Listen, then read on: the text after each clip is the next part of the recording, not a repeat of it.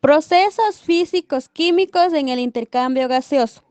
¿Qué es la hematosis? Es el intercambio de gases de oxígeno y CO2 entre el alveolo y el capilar pulmonar, transformando de esta manera la sangre venosa en sangre arterial.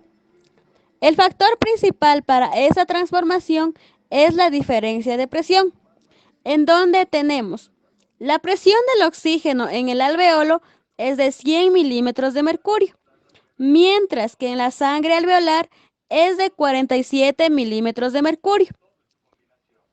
La hematosis depende de las membranas y de su permeabilidad, así como de la disolución de los gases en el líquido intersticial y el plasma. La ley de Graham. El paso gaseoso a través de las membranas obedece esta ley, la cual dice que la velocidad de paso de un gas a través de la membrana es inversamente proporcional a la raíz cuadrada de su peso molecular, cuya fórmula es velocidad a través de la membrana es igual a 1 dividido para la raíz cuadrada del peso molecular. Por esta razón, el oxígeno es un 15% más rápido que el CO2 en su paso a través de las membranas. La ley de Exner es aquella que indica que la velocidad en las láminas líquidas es directamente proporcional a la solubilidad del gas y es inversamente proporcional a la raíz cuadrada de su peso molecular, por lo que podemos deducir que el CO2 o gas carbónico es el 20% más rápido que el oxígeno en el plasma y en el líquido intersticial. También podemos deducir que todos estos obstáculos que han atravesado e inclusive la membrana del eritrocito, el oxígeno se coloca delante de la molécula de hemoglobina, a la que se une si hay la suficiente presión parcial para dar lugar a una estructura débil, como es la oxihemoglobina, que es aquella que se encarga de transportar vía sangre a este gas hasta las células. Es la fijación del oxígeno y la emisión de CO2 a nivel celular. Depende de las presiones parciales de estos. En el CO2 interviene además la disolución del OHE a nivel del mar a favor de la abundancia de CO2 y es necesario para la restauración de los carbonatos del plasma sanguíneo. La mayor parte de bicarbonatos producidos por los eritrocitos debe difundir al plasma a través de la membrana.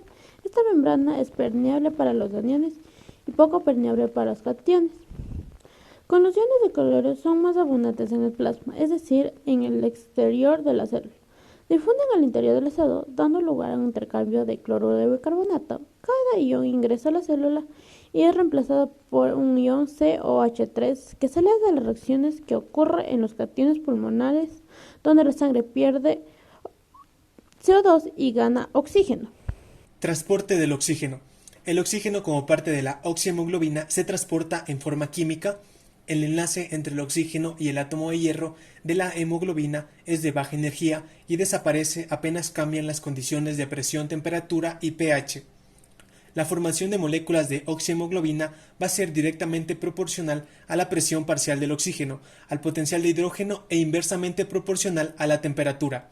Entonces, la formación de moléculas de oxihemoglobina se lleva a cabo con una presión mínima de 20 milímetros de mercurio, con una presión parcial de 100 milímetros de mercurio para los alvéolos, mientras que en la sangre venosa es alrededor de 47 milímetros de mercurio.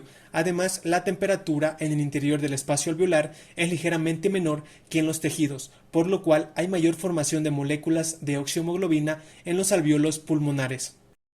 Transporte del dióxido de carbono.